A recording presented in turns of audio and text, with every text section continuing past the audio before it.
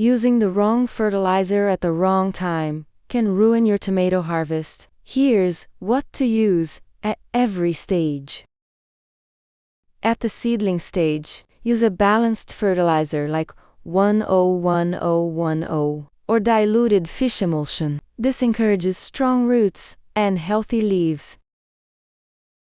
As your plants grow, switch to a nitrogen-rich fertilizer to produce thick stems and lush green foliage. When flowers appear, reduce nitrogen and use a fertilizer higher in phosphorus, such as the 10th of May 10. This supports more blossoms.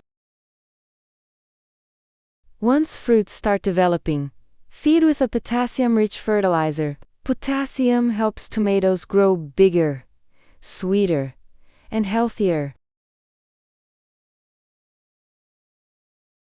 Feed your tomatoes at the right time, and you'll enjoy a bigger, tastier harvest. Follow for more simple gardening tips.